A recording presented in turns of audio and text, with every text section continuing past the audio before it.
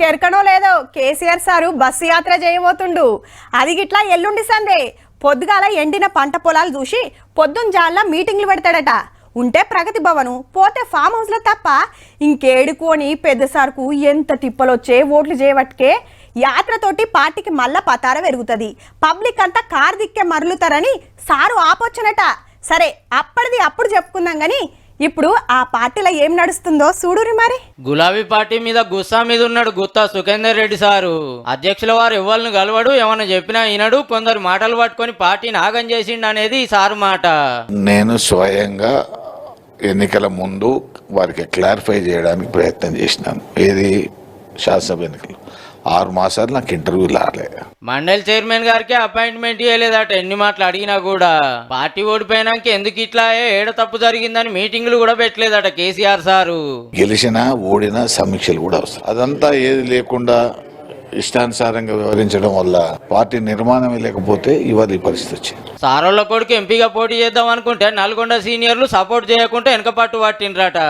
ఇష్టానుసారం వ్యవహరించి భోజనాన్ని పిలిస్తే రానటువంటి పరిస్థితి ఉన్న తర్వాత కూడా మనం ఏ పద్ధతిలో ఎన్నికలు పాల్గొంటాం. ఇప్పటికే 6 ఎంపీలు, 3 ఎమ్మెల్యేలు, 2 మేయర్లు, 20 మంది మున్సిపల్ చైర్మన్లు, 1/2 జెడ్పీ చైర్మన్లు కారు దిగిండ్రు 4 నెలలనే. ఇక పాత ఎమ్మెల్యేలు, ఎమ్మెల్సీలు, సీనియర్లు అందరినీ లెక్కేస్తే 100 దాటుతారు అల్కగా. నిన్న కేసీఆర్ గారు చెప్తా ఉన్నారు 25 మంది కాంగ్రెస్ ఎమ్మెల్యేలు నాతో టచ్ లో ఉన్నారని. వారు చెప్పినటువంటి 24 గంటల్లోనే టీఆర్ఎస్ ఎమ్మెల్యే కాంగ్రెస్ టచ్ లోకి వెళ్ళిపోయారు. గులాబీ భవన్లకి వెళ్ళి గోడలు దుంకుడు ఉన్నదంతా ముంగట్నే ఉన్నదటుల్లో.